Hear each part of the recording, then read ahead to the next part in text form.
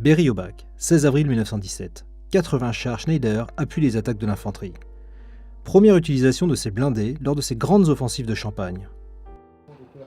100 ans après, le char Schneider à l'identique, en utilisant le même chemin, est venu au pied du mémorial de Berry-au-Bac pour rendre hommage et ne pas oublier. Un moment historique. C'est se souvenir à la fois des hommes qui étaient engagés dans ces chars, pour qui ça a été un véritable défi, et puis c'est aussi se souvenir de la révolution qu'a été l'engagement de ces blindés qui ont permis enfin de réaliser la rupture dans les dispositifs et dans les tranchées dans un front qui n'avait pas bougé pratiquement depuis le début de la guerre. Durant cette journée, une cérémonie émouvante a été présidée par le chef d'état-major des armées, Pierre de Villiers.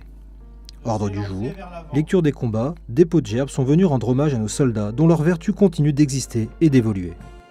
C'est tout le résultat aussi de l'innovation, de la modernité, de la recherche d'un moyen nouveau de combattre. Et c'est ce que l'on va retrouver avec l'arrivée de Scorpion dans l'armée de terre et particulièrement dans la cavalerie où on va voir arriver un nouveau blindé qui sera le Jaguar et un char Leclerc rénové qui vont complètement, nous y travaillons, révolutionner la manière de combattre. L'école de cavalerie, la mairie de Berry-au-Bac et les associations reconstituantes ont tout mis en œuvre pour que ce soit une journée du souvenir ô combien symbolique. Je suis ravie parce que tous nos efforts sont récompensés. Et puis en plus, il y a quand même des expositions de qualité, des engins militaires vraiment incroyables. Et puis donc je pense que tout le monde sera content. Et puis moi, si j'ai plein de monde comme ça dans mon village pour cette cérémonie, c'est super. J'ai accompagné le CEMA à visiter tous les associations d'histoire vivante qui sont là et qui représentent ce patrimoine militaire et qui représentent cette histoire.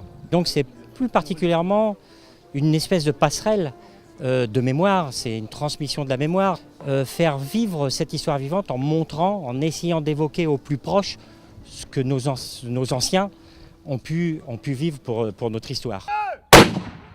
Un élan collectif, pour une mission, un but, des valeurs, défendre la liberté. Leur sacrifice ne sera jamais oublié.